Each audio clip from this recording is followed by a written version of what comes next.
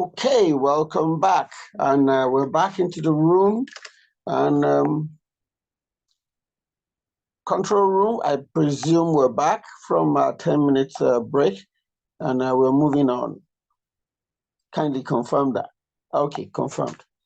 Okay, so this next session, the first panel session, will be involving professionals from different areas of business and walks of life in the ICT industry.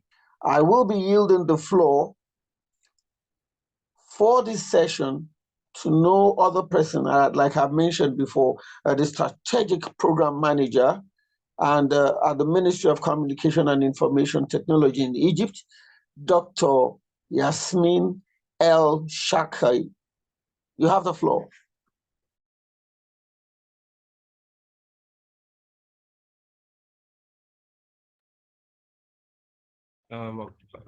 Sorry, unfortunately, he's been faced with a lot of issues, technical issues. I've tried all my best from this side to help resolve, but it's not in any way helpful.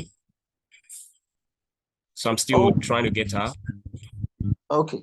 Okay, so while we're waiting for Dr. Yasmin El Shakai, I will take up that opportunity while still also waiting for instruction anyway, to start off that session if we're on time and try to sit in for him. We all know that technology still has one or two hiccups and we have to ensure that we beat it at its own roots. Again, you're all welcome to the 11th Summit of the African ICT Alliance, AfICTA, with the team transforming Africa's economy through digitization for sustainable development. And on this first panel session are the following.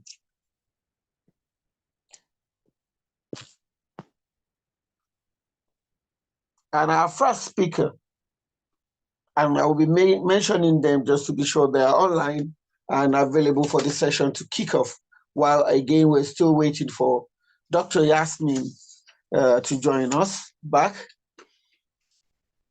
The first on my list is Dr.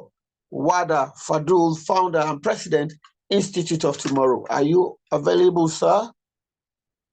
Yes, I'm available. Thank you. Thank you so much.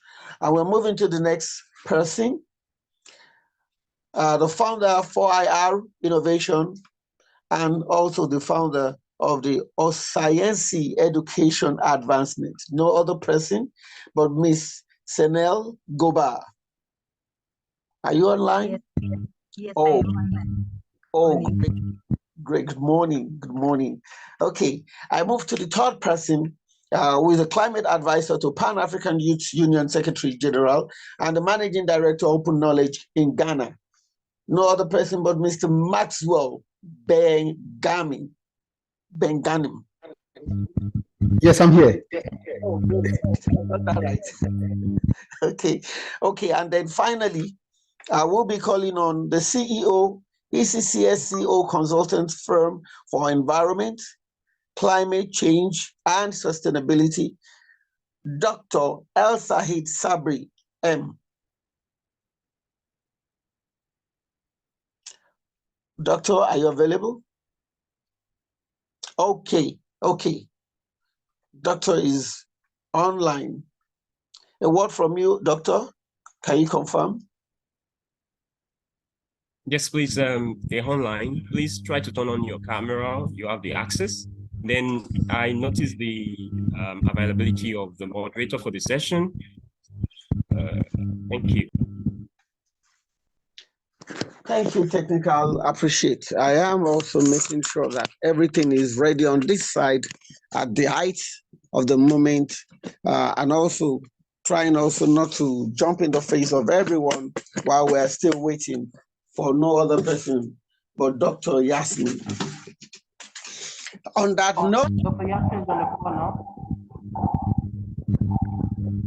Okay, Dr. Yasmin is on the call. Yes, please. So he can actually moderate from the call, right? Yes. So I'm going to be the floor. Dr. Yasmin El Shaki, if you can hear me, I have called on all your speakers. They are yet to be introduced, but I'm going to reintroduce you, knowing that you are the Strategic Program Manager at the Ministry of Comms and Information Technology in Egypt. Dr. Yasmin, over to you.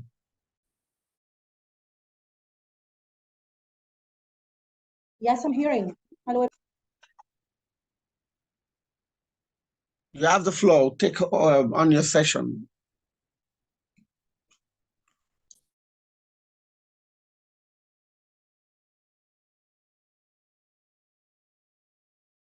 Okay, I see we are still having glitches.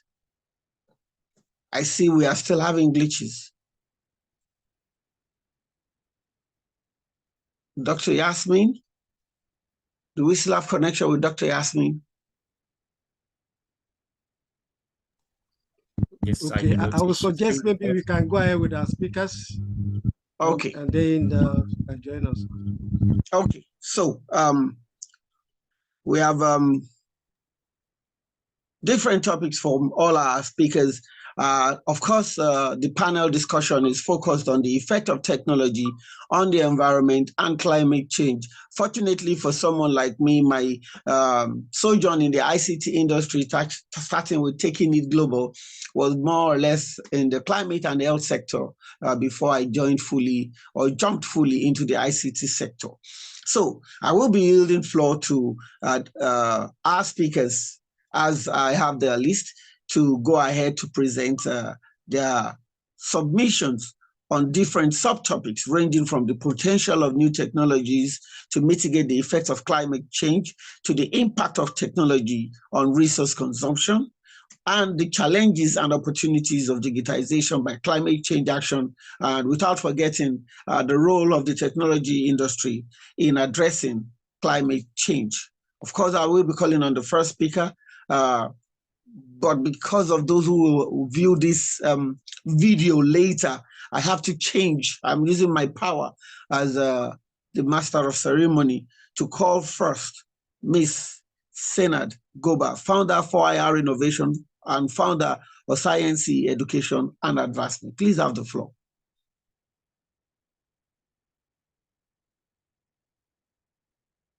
Miss Senel Goba, you have the floor.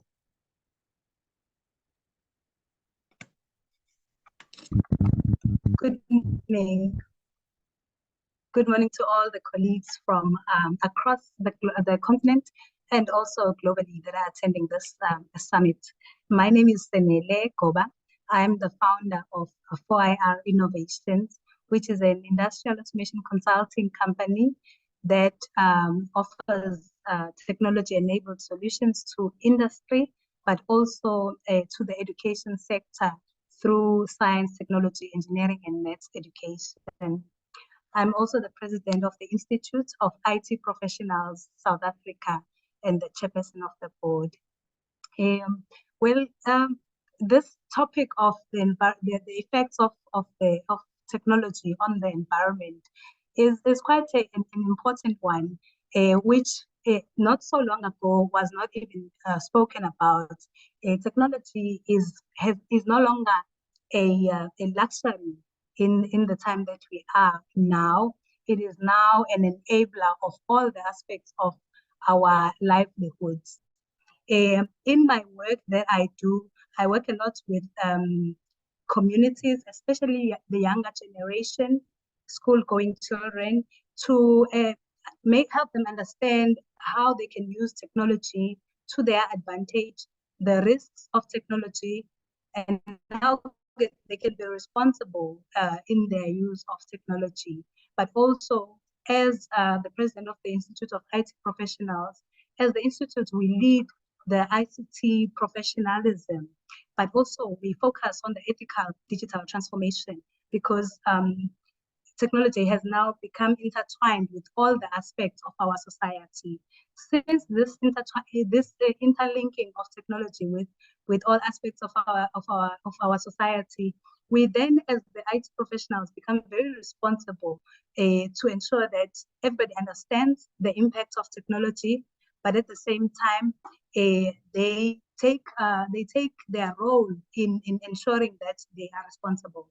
We can go back to the times when we were engaged by society on water saving initiatives, on electricity saving initiatives. Even can go further to money saving initiatives, because we knew that all this is important for our livelihood, for our well-being. But there has been a strong focus on the global climate, on the globe, as well as ensuring that our globe is sustained. And with the climate change that is affected by a lot of things, including e-waste. As the technology professionals, we need to take that initiative to ensure that e-waste is managed, and also in a manner that is responsible but also ethical. Now, we focus on community initiatives mainly. So I'll talk more on that and how I've seen that there's a lot of eagerness in communities, which requires that we then find ways to engage our communities more as the technology is infiltrating them, to be aware that this technology that's coming through also becomes a bit of a double-edged sword if we don't manage it well. We've had certain community initiatives where we've engaged with school-going children on how we can sustain our environment by reusing the waste that we produce in our daily lives. And we ran a community outreach initiative where we had young children coming up with how we can reuse the things that exist around us to make them useful. Now, none of those really included or involved technology, but they came up with a lot of innovative solutions on how we can save our environment, sustain our environment. Now, further initiatives need to happen from all angles, especially led by the IT profession, to say, now that we have access to technology and this technology gets recycled, or its life cycle is becoming shorter and shorter, we need to know how we dispose of it responsibly in order to avoid a further problem in the future of e-waste that is beyond our control. And we also know that Africa, to a certain extent, has struggled with becoming a sort of a dumping site for electronic goods and other goods. So we do need policy that is strong in structuring how imports of technology are managed. And also, once the import of technology is in our continent, how do we manage the whole life cycle of that technology to ensure that we are, in a way, carbon neutral through the import of that technology? I'm quite keen to learn more also about other initiatives that can assist in improving, in ensuring that technology has the minimal negative impact on the environment.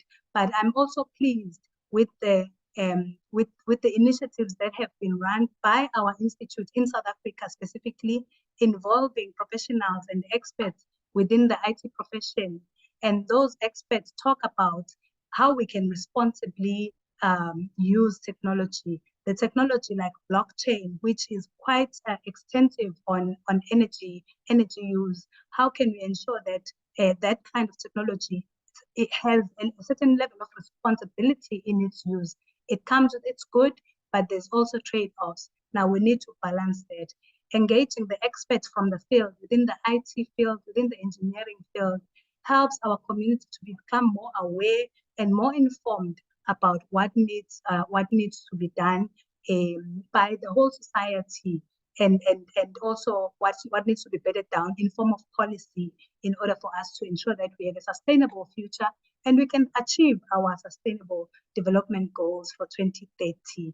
So with that being said, I really I'm keen to know more, because I'm not an expert really. in environmental sciences and technology impacts on environment, but it is definitely a topic that I find of interest, that I'm always keen to engage on. Thank you very much.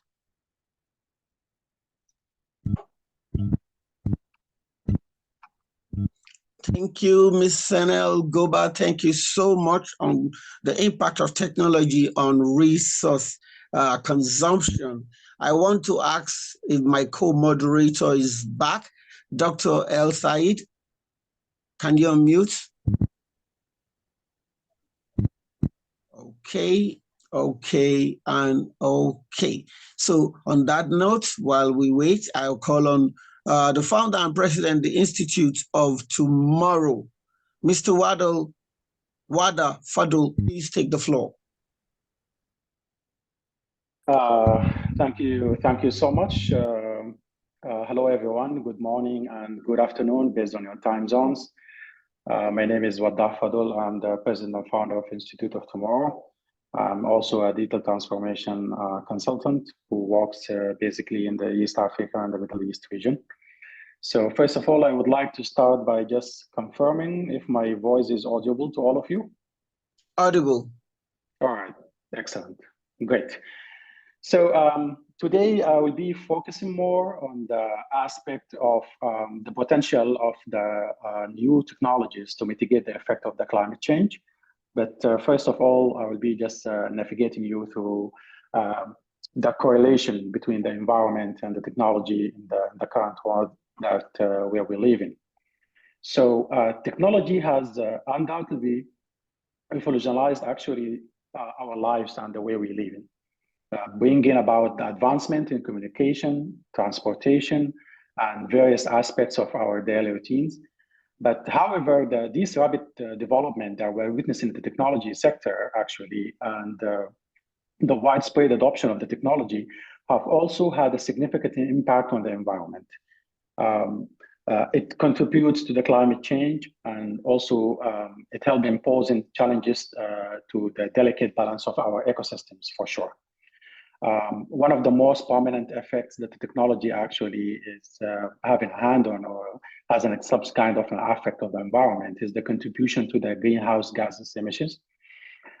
The greenhouse gas emissions that actually produced by the IT sector, and also in addition to the operation of electronic devices, the data centers and the various industries involved in the tech sector release substantial amount of the carbon dioxide and other gases that trap the heat in the atmosphere, as we all know, leading to global warming and other kind of issues that come in actually correlated with the global warming. Moreover, the transportation of the goods and the people, even the fuel by the fossil fuels or the large ships, and the moving of the technology items itself is further also adding to the issue itself. Technology also has led to the increased consumption patterns, driven mainly by the convenience and the ease of access to the products or the services in the world that we live in, which actually put in us such kind of an agenda that this has resulted in a kind of a surge of the waste generation. And particularly we can speak about the electronic waste, which contains the hazardous and the dangerous materials that they can contaminate the soil and the water sources if not properly managed for sure. And in addition to the manufacturing of the new technological products, also often involve the resource extraction, energy, the intensive processes, and the further putting of the certain level of the environment itself. Despite the negative impacts of the technology on the environment, for sure, it also holds a potential to provide solutions to mitigate climate change. I'm going to speak also by the end of my speaking slot about one of the products that we are developing internally under a project called PRAS in the Institute of Tomorrow, which is a kind of globally recognized and award-winning kind of the project that we have been working on in order to utilize technology to mitigate the side effects that could happen to the environment. So despite these negative impacts, technology also can provide solutions to mitigate the climate change and to promote sustainability. Technology could lead to the development of the renewable energy in all forms, speaking about the wind farms or the solar panels, to the new ones we're talking about, the green, blue, and pink hydrogen options of, and also the smart grids, when it works bi-directionally by providing the electricity to the citizens, and also you can buy the electricity that could be saved from their houses or the solar panels and get it back to the electric grid. Technology also could help in creating energy efficient appliances that they can further optimize the energy consumption. And also the advancement that we are witnessing in using technology in agriculture by using drones and smart kind of sensors, and a very efficient level of the resource management in agriculture, as an example, could help and lead up to reduce the environmental footprint. Moreover, technology can play a crucial role in monitoring and understanding the environmental changes. The satellite imagery, the sensors and the data analytics, they can greatly help to provide insight into the different patterns that ecological patterns, including the pollution levels, the climate trends, and enabling also informed decision-making and targeted interventions that will greatly help the African government to not be only having such kind of a remedial level of intervention or acting based on what's going on in terms of environment itself, but also to plan it ahead by utilizing the data and using the data pattern in order to have a proactive solution to mitigate the issues could happen to our environment by the technology itself. Also, technology can facilitate actually the communication and collaboration among the environmental organizations. This is thing we're witnessing now, more organization and more activism kind of the group. They can collaborate better using the technology that includes also the different stakeholders, governments, communities, the civil work kind of environment that they can promote a level of collective actions towards having and achieving the sustainability goals that my colleague spoke about. So in summary, we can tell that the technology has a complex relationship with the environment. While it has contributed to the environmental challenges such as the climate change and the pollution, it also holds the potential to provide solutions and to facilitate sustainable practices. The key lies actually in harnessing the power of the technology responsibly, ensuring that its development use align with the environmental principles as well, and ensure that these actually, and to emphasize that it's going to contribute to a more sustainable future of ours. That also includes a big type of work that can be done in terms of policy making also in our beloved continent. If the chair allow me, actually, I would like just to take you quickly through a couple of slides about the past project that we developed internally in the Institute of Tomorrow. It's one of the examples how technology could help responding to some of the effects that climate change could actually propagate in our continent. So it's not only about the greenhouse kind of gases or the increase of level of pollution. There are so many things that they come in correlation with the change of the climate in our continent. One of these things, as an example, the farmer-herders conflict that are taking place in many regions across the continent itself. So I'm going just to share just a couple of slides with you. Just a second.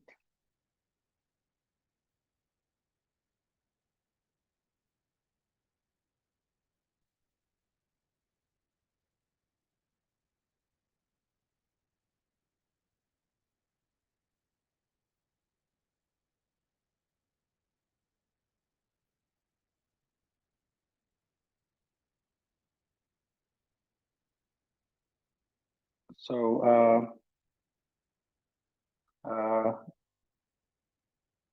are you able to recognize the slides on your screen now? Yep. All right, great. So I'm going to talk quickly about the potential of new technologies to mitigate the effects of climate change. We'll be speaking specific about a project called SPRAS, at a glance quickly about it. It's a highly and worldwide recognized project that we developed internally in Africa to mitigate some of the issues that they come in correlation with climate change. So let's start speaking about the problem. So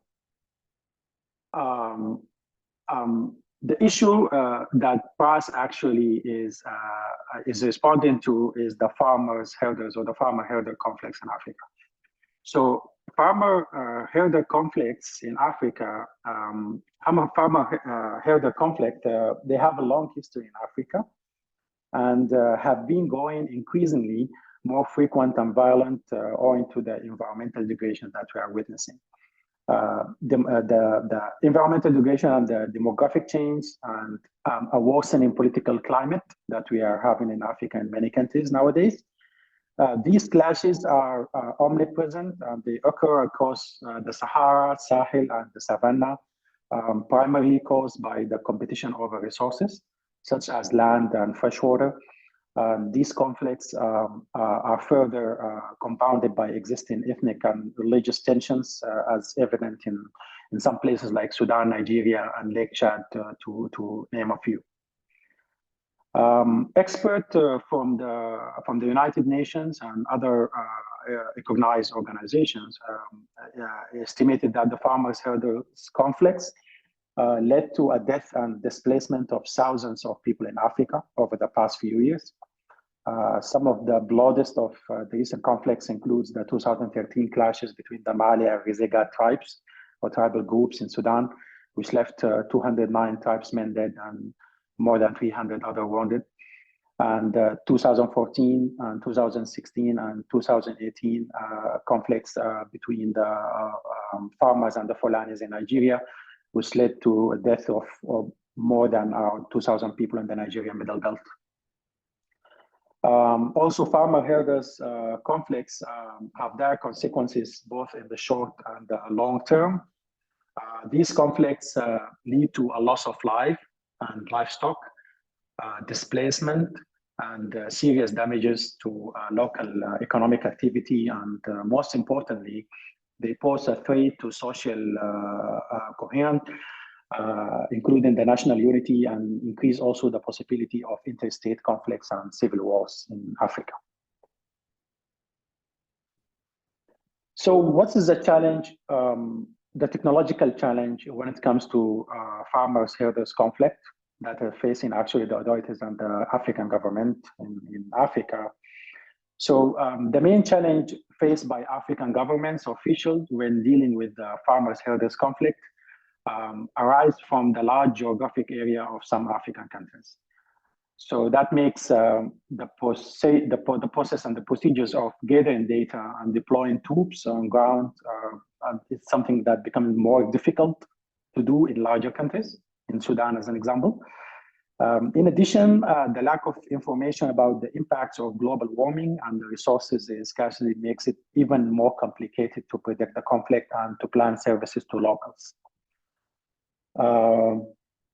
Currently, most of the conflict monitoring systems that we are having in our continent are remedial rather than being proactive, as they mainly focus on active or after incident data analysis rather than applying a kind of a parallel and proactive model most of the time. As a result, they lack integrity between the current situation and the historical data. This is one of the main issues. And that also leads us to the problem that we don't have a proactive approach to farmers-herders conflict that happening due to the climate change. Most of these. Sorry, Mr. Fado, we're eating into two other speakers' time. Definitely. I'm just 2 minutes more. Problem or the challenge for the past 26 minutes. Yeah. Yes, so let's quickly go to. No issues. Yeah, quickly. Yes, I'll take 2-3 minutes more to do that. So simply, PRAS is short for Proactive and Active IoT-based surveillance for tribal and nomadic conflict resolution and peacekeeping in Africa. It's a solution that uses a combination of sensors, drones, and data analytics suite and satellite routers, which is designed actually using a AI algorithm to deliver two type of alerts, green proactive and red active. So the proactive approach, or the green alert, actually, it's a combination of sensors, including grassometers, that the sensors that actually measures the grass. It will be covered by the grass, and when the grass level becomes a bit lower and the sun touches, or have it, the sun rays actually touching the sensors start generating some kind of readings that can be in addition to the sensors that put in the oil wells and on the gas also, in addition to the algorithm analysis that has been done with the AI to the historical rain data in that specific period. All of this, the AI algorithm will work with all the data sources to generate something we call it green alert, or the proactive mode, which could predict that there will be a farmer-herder conflict in this area in the coming 3 or 6 months, as an example, and send that data to the authorities so they can have a better level of interference. This is how simply the green proactive works, including the many sensors that can be showed with the historical data in addition. The second one is the active mode. The active mode actually, it's about like creating fences, because usually the tribals, they have specific routes in the African countries that they lead them to have a clashes, because they are taking their livestock to the places where the farmers, they farm their own places. So in these routes, actually, they are historically measured in most of the African countries. An example, in the Sudan, as example, the government knows where this tribe will be moved from that place to that place, seeking water and grass for their livestock. So the solution will be creating level of laser fences, invisible fences, the laser fences will be put in vehicles. And there will be also another AI algorithm on that. Like, so if there is like 1 or 2 or 3 level of kind of creatures or human being are crossing these laser fences, the system won't generate anything. But if there are like thousands of them, that could indicate that there may be one tribe is moving to a place of another tribe, or there's like a potential of clashes could be happening by one tribal group is moving to a place of the farmers, as an example. So this is how actually simply the solution it works. So we started deploying the solution like 2 years in the green active model, as an example, in Sudan, by generating some kind of the information and the data that they are getting from the tribal groups and the farmer groups understanding. So how the solution is going to resolve to these issues that happening by the climate change, simply the prediction on of the injustice in African countries.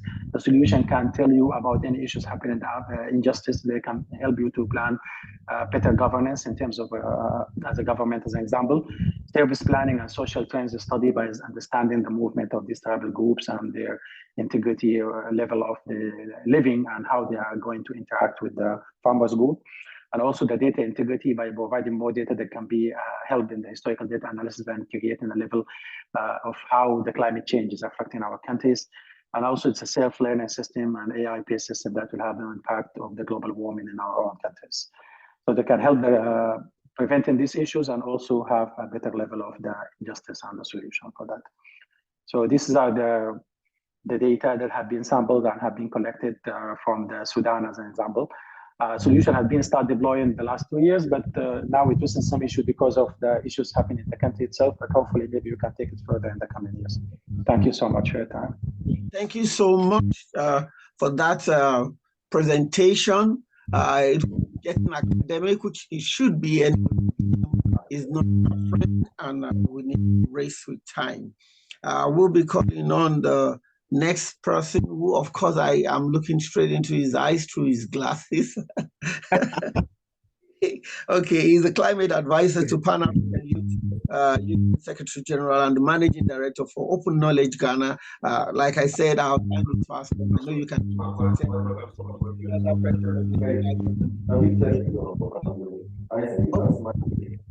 Hello. Oh, sorry. I think you're having challenges with your audio. Maybe the connected device is having audio issue. Is it okay now? Great. Great. Okay. Better. So thank you very much. My name is Maxwell Biganim, as he rightly said. And the good thing is currently I'm also in Ghana at the West African Climate Reality Project training that I'm serving as a mentor.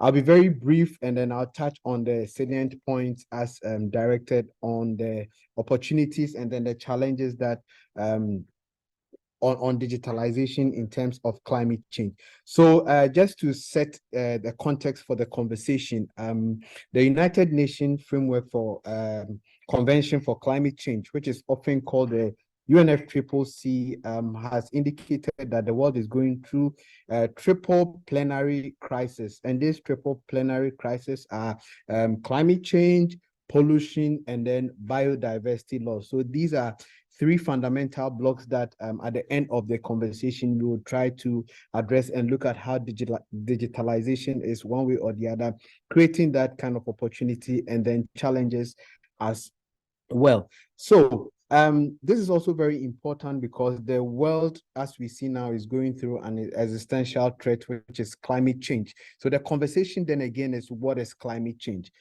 Climate change in itself, it's occurring, and then it has been occurring over the years.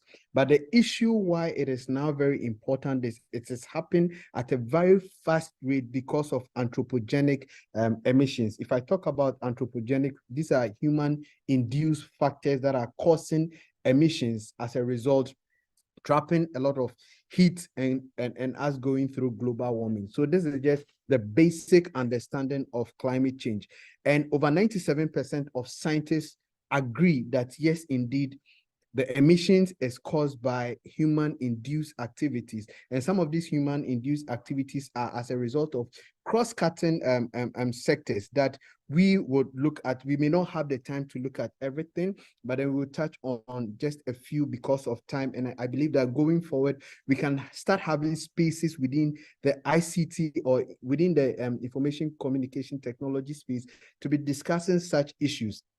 And just to even add, in next month, we are going to Egypt COP to also have conversations around the climate, which is the conference of parties that I'll be negotiating on behalf of Ghana as a youth negotiator. But the important thing that I even want to touch is we need a lot more people within the ICT space, within the tech space to start having conversation. And just to even wow you, there is AI for climate change, and there is also a tech mechanism group that focuses on this.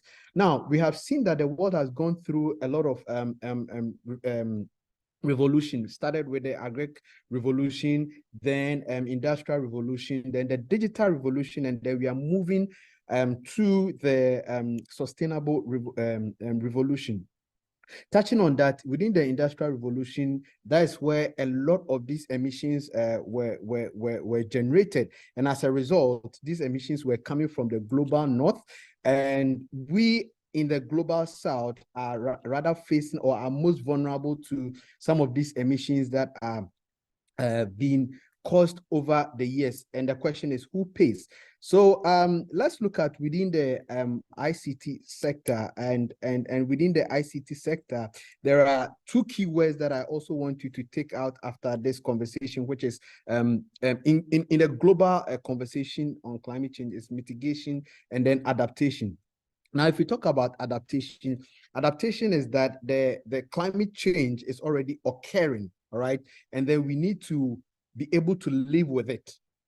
And then mitigation is the ways that we can do to limit emissions. So within that conversation, there is always adaptation and then mitigation within the industries and all sectors like energy, transport, etc., etc. So I'll just jump in quickly to one conversation that is also very important when we look at the challenges. Now, within the ICT space or within the digitalization space, you realize that one of the challenges is pollution, digital pollution.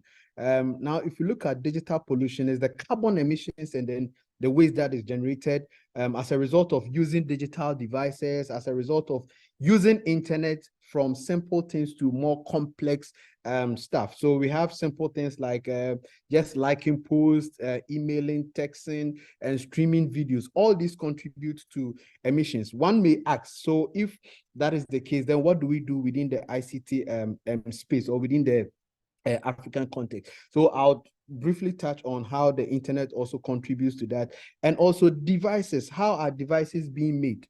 Devices are being made. How are the resources taken? These are all conversations that we look at, and also practices that are involved. And as the earlier speaker spoke about e-waste, that is also one of the key elements or blocks in some of the conversations that we have. Now, I'm going to give a quick statistics for us to understand what I'm saying about the challenges. So for every email that you send, it contributes to about 4 grams of carbon dioxide. So does it mean we shouldn't send emails? No, it means that we should be deleting our spam and then don't send emails when they are unnecessary. So there are measures or opportunities that comes with that challenge as well.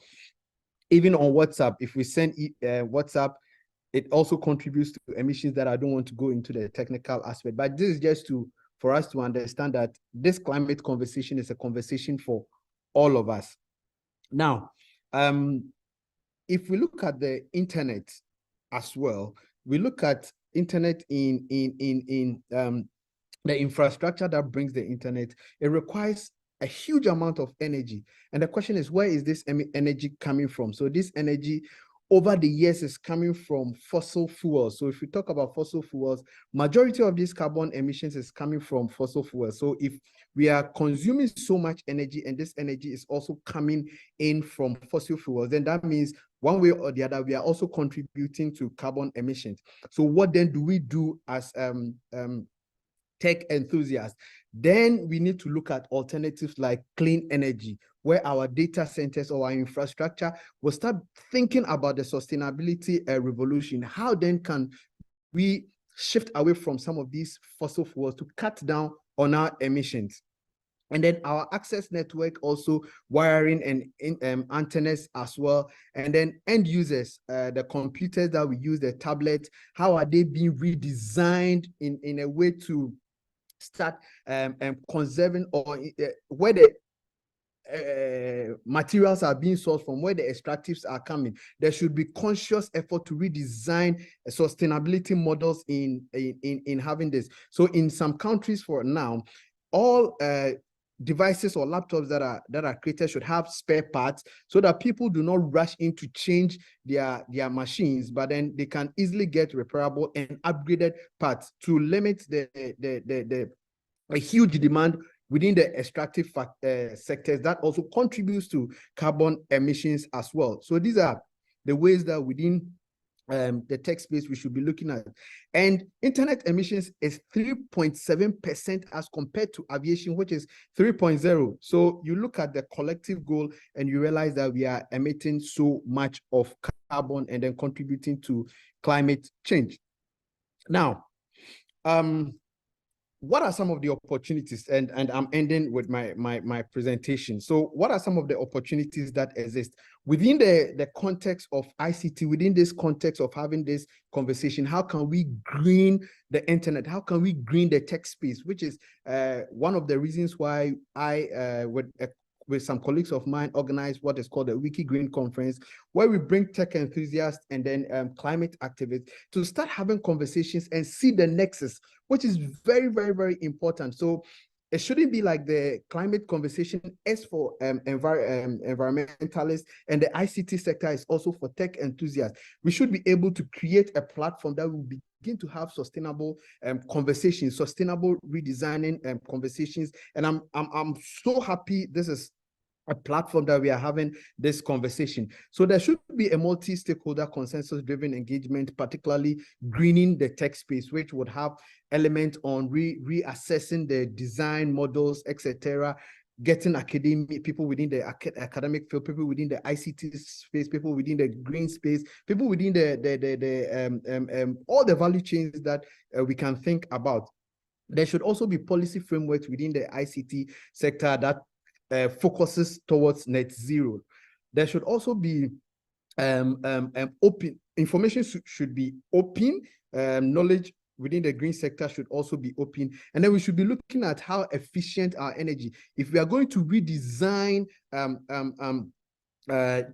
devices, we should be looking at energy efficient design that wouldn't consume so much energy, in other words, contributing to carbon emissions. And also, most importantly, capacity building and capacity enhancing within the climate conversation. The climate conversation is for all of us. We should be prepared to learn within all the conversation that is going on. And in Accra right now, President Al Gore is having a 3-day training session where I'm serving as a mentor to over thousands of young people across West Africa to cross-cutting areas to understand some of these things. And also one of the areas that covers is research and development as well. So these are some of the opportunities that come. So we should be looking at energy consumption, we should be looking at manufacturing and our infrastructure sector, and also capacity building, as I've already spoken about. I'm going to give 3 examples and then I end, please. I can see your video is on, but I'm going to give just quick 3 examples. Just give me 60 seconds to wrap up on that as well. So there is AI for climate change. That is a conversation that the CTCN is having. How can we deploy AI or other technologies to help in solving some of these climate change? There are smart grids. Smart grids integrate renewable energy technologies in the space as well. Then there's also technology innovations, redesigning models that I have already spoken about, and fundamentally green skills. Green skills are cross-cutting skills that everybody needs. And so I'm going to end my presentation here to say that we should keep this conversation going on and on and on. I'm available to have this conversation going on. And thank you very much for giving us this platform to talk about climate change. Thank you very much. I hand over. Thank you. Thank you so much, my brother from another mother, for that inciting delivery. Of course, you have mentioned some very, very key issues that I think ICANN is also listening, that, you know, the more we're talking about infrastructure, we should also be looking at redesigning those infrastructure to reduce the emission from them. Okay, so thank you. We're moving on. And this is for those who just coming in, welcome to the 11th edition, of AfICTA Summit, which the theme is transforming Africa's economy through digitalization of sustainable development. Of course, we are in the first session, and we'll be calling on our next and final presenter, Dr. El Sahed Sabro, CEO, ECCSCO, consultancy firm for environment, climate change, and sustainability, who will be anchoring on the role of the technology industry in addressing climate change. Doctor, over to you. Yes, good afternoon, everybody. I am delighted to be here among you. And please, can you leave me share screen? I want to share screen to share my presentation. I believe you're a co-host, so please double check. Yes, make me co-host. Until the share screen, I would like to present myself. I am a senior climate change expert, and I was a certified member of the United Nations roster of experts for climate change, and a former climate change advisor of the Minister of Environment in Egypt. And for the time being, I am the Chief Executive Officer of the CESCO, Environment, Climate Change and Sustainability Corporation. My presentation is regarding to the impact of technology on the climate change and the environment. Please, until now, the co-host is not Sorry, sorry, yeah. sir. You have access to share, please. Yes, I press the share screen, and there should be something like to co-host to yeah. This is my presentation. Yeah, it's good. So can we start now?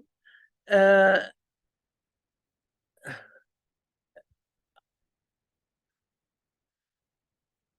want to, yes.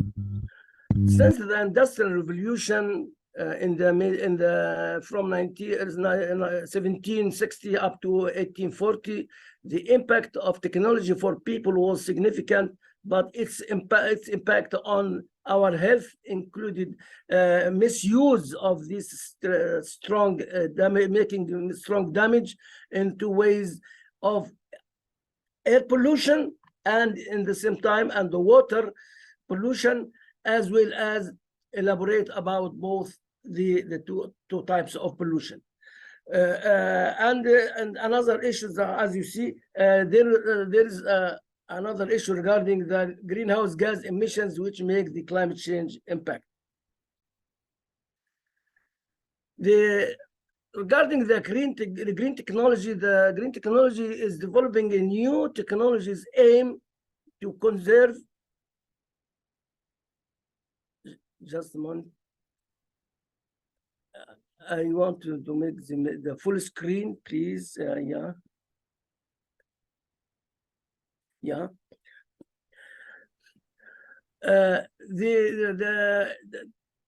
The big agreement signed in 2016 has obliged every country in the world to undertake ambitious targets to combat climate change by keeping the rise in the coverage temperature at less than 2 degrees centigrade above the preceding levels.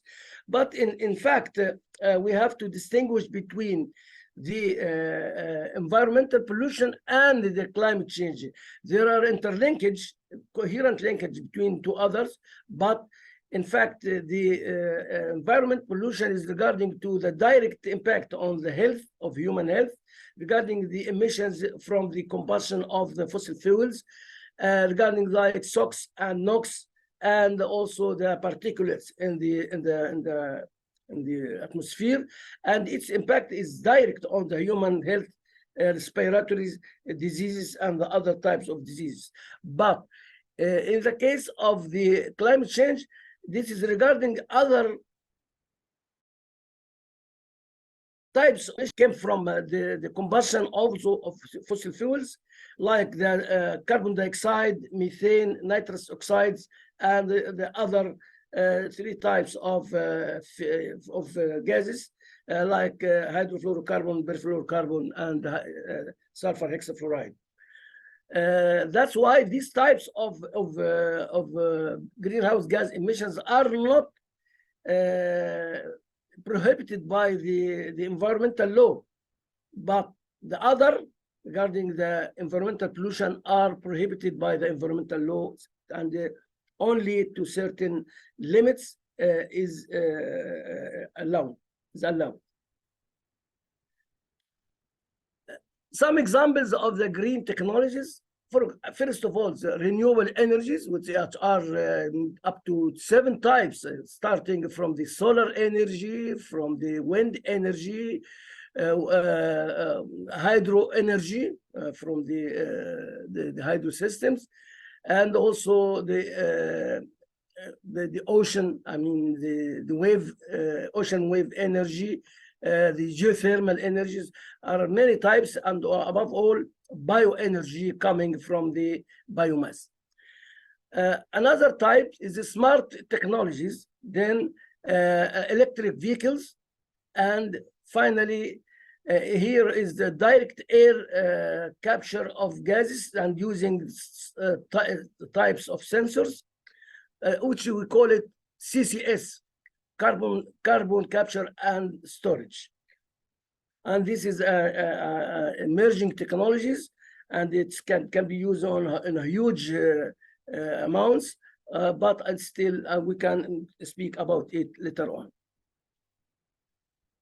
About the renewable energy, modern technologies has enabled us to convert renewable energy like wind and sunlight into electricity or heat by many ways of solar panels.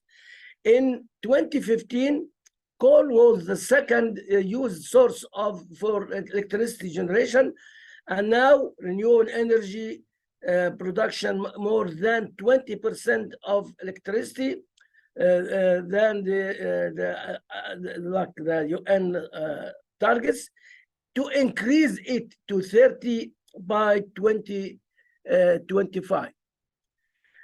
The cost of renewable energy is dropping dramatically as the governments their investment in it. For example, in Australia, the rooftop solar panels installment has increased from 4,600 to about, I think, I don't see the number, between 2007 and 2017. Smart homes using ICT, information technology, linked appliances to be removable, monitored and remotely monitored and programmed, and these appliances has decisions based on real-time formation as lighting needed to parts only in some parts in the house and during the times when we need to be lighted in it. Social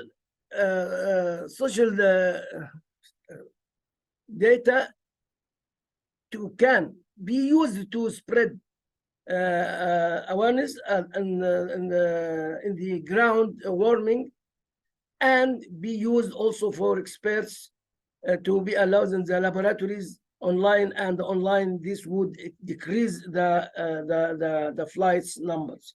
This is in using in the air aviation.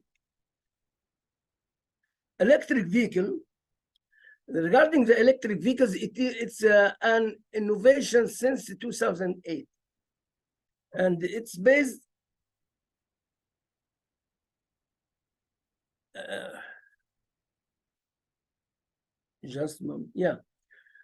on exchanging the fuel with rechargeable batteries, and this type of course will have a positive impact on environmental as well as not produce greenhouse gas and don't participate in the air pollution. Some environments have encountered this idea, and this is used in some companies such as Bloomberg and the others, that will be cheapest by 2024 regarding the prices of the electric vehicles. Carbon capture and storage and the use of, as it says, DAS, or DAC, the direct air capture. Direct air capture is a type of technology with the idea of pulling carbon dioxide, which is one of the exhaust gases, out of the atmosphere directly. And this idea will have been circulating climate change mitigation reserves for years, but it is still in late stage of the development and has not been implemented for a long time because there are some implications regarding the geographical the leakage from geographical formation, and also the storage in the bed sea under the ocean, or the water ocean.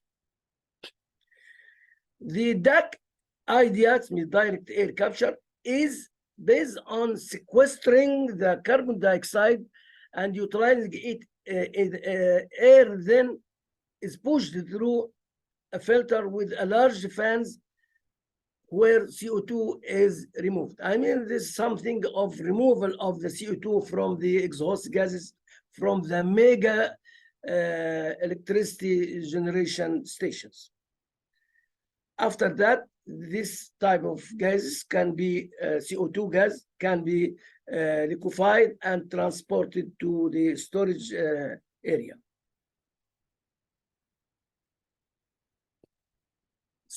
So far, talking about all of this, it's crystal clear that there are many innovations to be implicated that would combat climate change and protect the environment. One of the most important innovations of that is Heidelberg sensors that are here, the innovation that can detect greenhouse gases, and they bespoke sensors for certain type of gases And there are three types of these, which are not so important for us for the time being. The all what we care for is that there are sensors, and these sensors can detect the greenhouse gas in order to be able to remove or to uptake these gases from the air or the combustion products.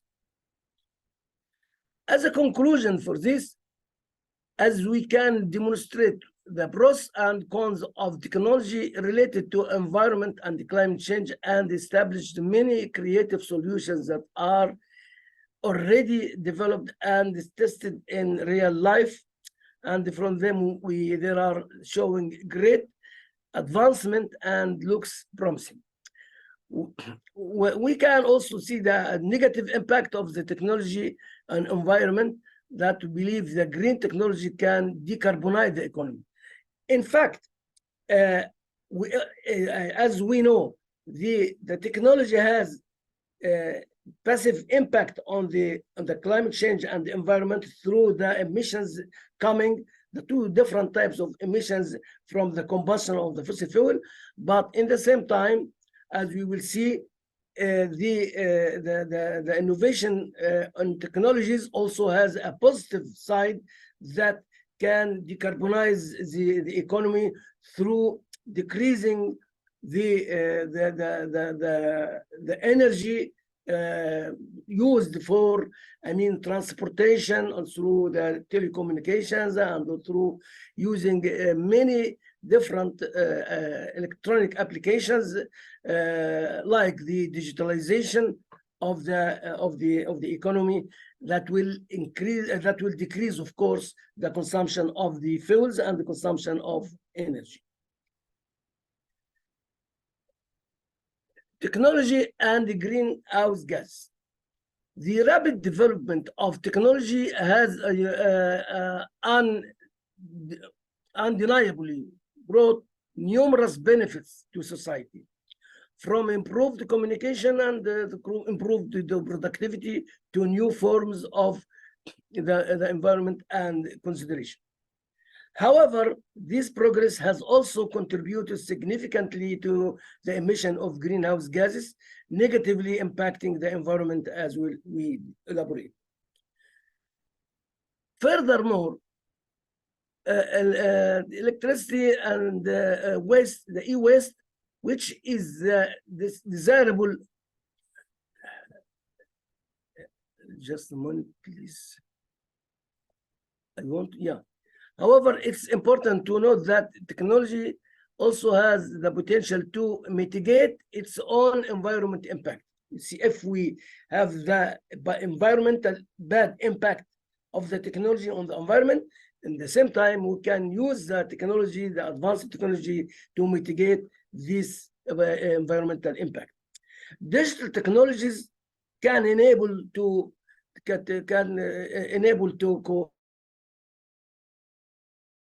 about greenhouse gases by 2050 in the three highest emitting sectors, as you see in the screen.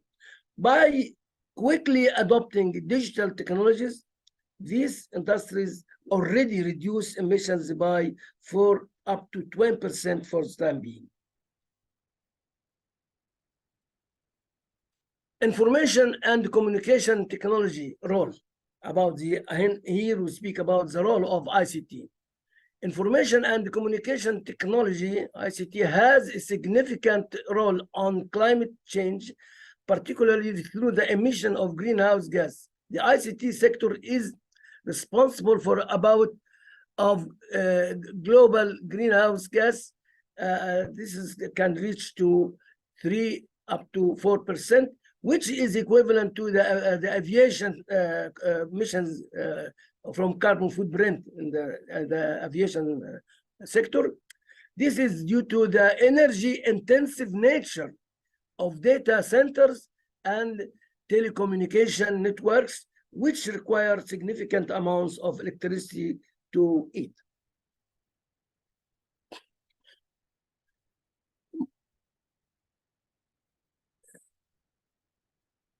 Moreover, Sorry.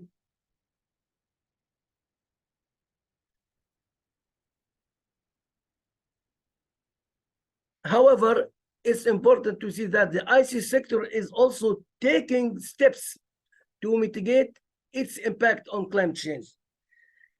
We spoke about the impact of the ICT on climate change through the emissions, but now we say that, however, this ICT center is taking also important steps to mitigate the impact on climate change.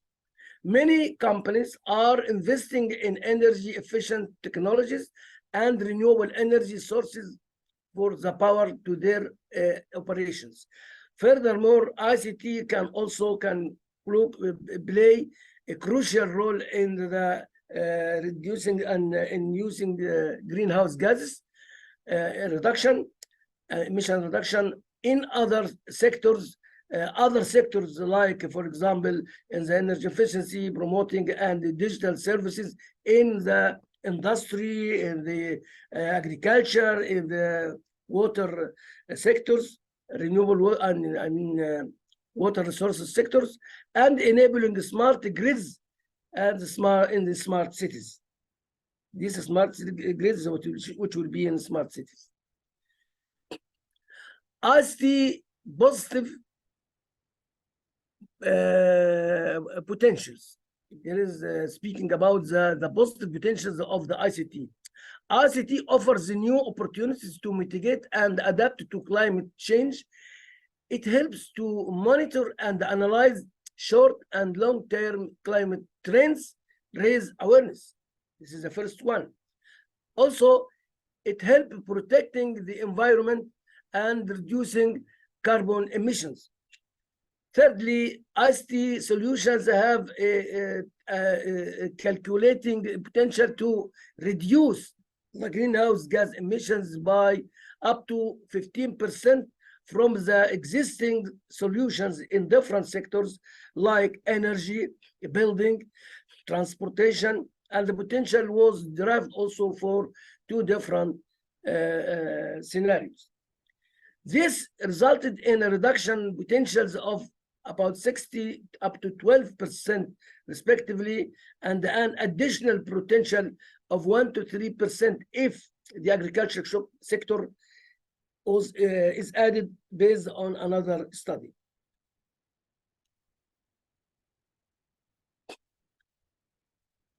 Okay, so we're having less than 2 minutes. Yes, I think I am about to finish. While the ICT sector does contribute to the greenhouse gas emissions, it also plays a crucial role in mitigating climate change through various strategies and solutions.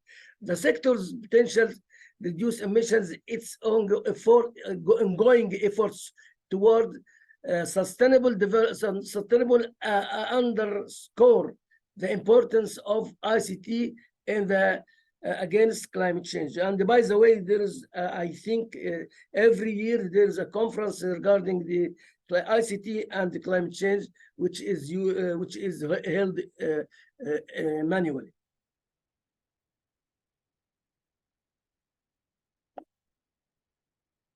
Thank you so much, Doctor.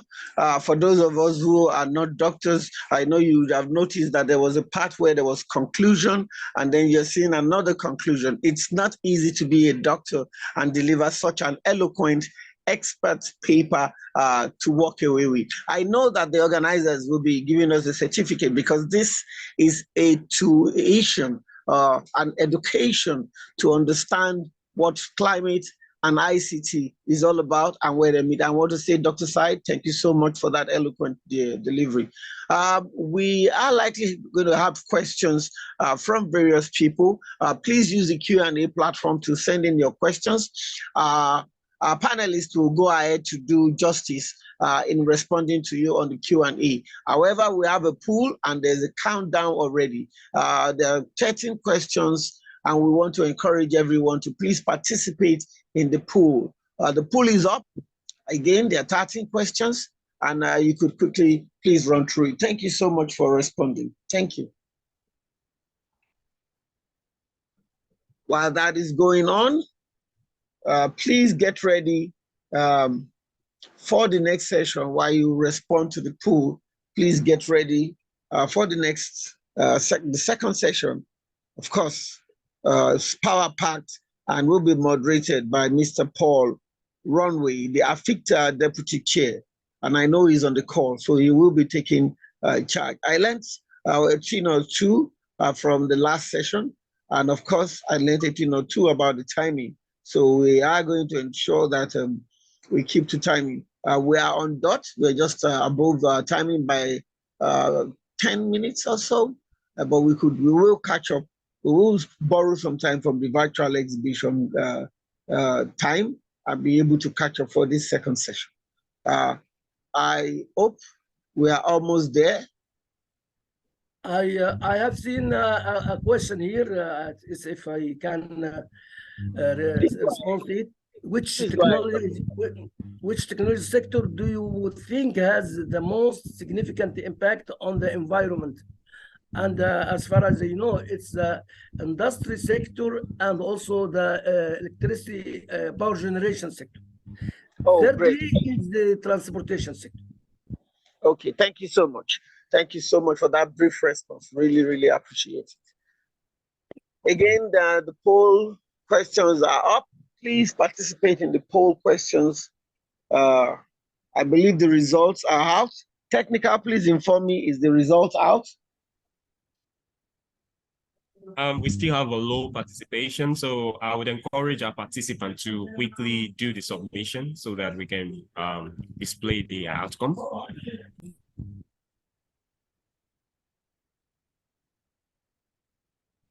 Okay, so you've heard it. We have 3 of 46 from what I have. That's a low number. Please participate. We're looking at an high participation in the polls. This is how we change government in Africa, so we should be able to change opinion and effectively build policies that would contribute positively to the growth of ICT and the effect it has on climate change. Please kindly participate. At the moment, we have 6% participation. I'm sorry. Please, our panelists, the questions are not for you. Trying to answer it will actually make it to disappear. So please, if I'm able to reshare the doodle, let's just allow the participant alone. Thank you.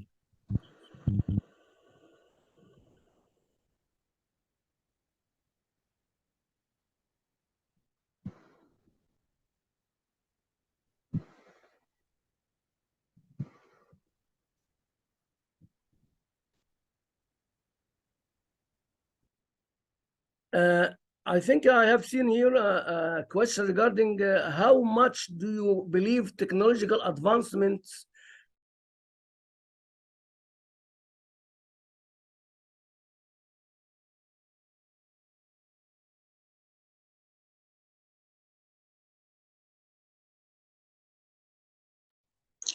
Technical, I hope we're still sharing the polls.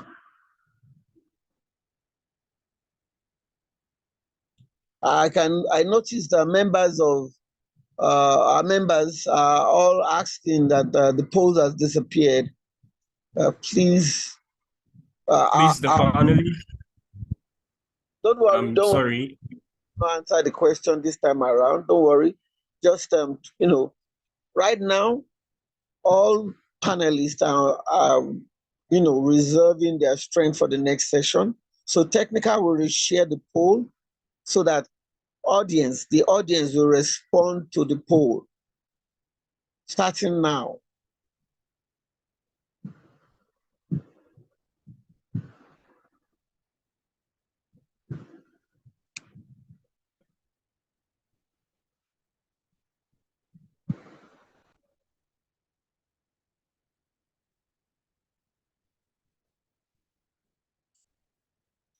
Okay, technical is trying to get back the polls back to us. So please let's exercise. The poll is on. The poll is on. The poll is on. The poll is on. Please, if you can see the poll, please respond to the poll. If you have any question, please put them in the Q&A session, or probably if you feel that you're having any challenge, put them in the chat room. We have just 2 minutes to do that. The hour is upon us. The hour is upon us. We should be in the virtual session as we speak. I'm rounding up in the virtual session. And because of time, I will be calling on the moderator for the next session to ensure that we hit the ground running.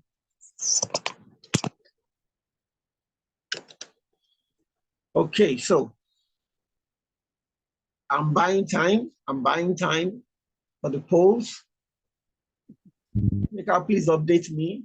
Oh, great, great. The audience are also giving updates that they have participated. Technicals, please update on the percentage that we have at the moment. Okay, so now we have 35, 36, 39. That's great. So the figure is actually increasing. Maybe another minute. We should have something significant. Technical has requested for 60 seconds more.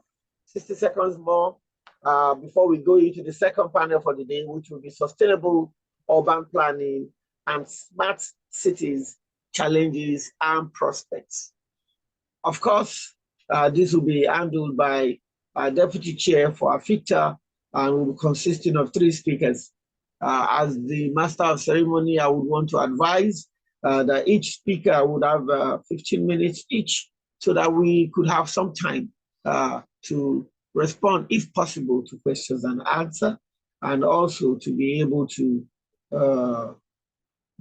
address other issues. So probably they may be given the opportunity to do a 10-minute presentation only, and they use their remaining 5 minutes later when they are all done. That should allow us to catch up with time. Again, I think the 60 seconds is up, and I want to, Technical, thank you so much for the support.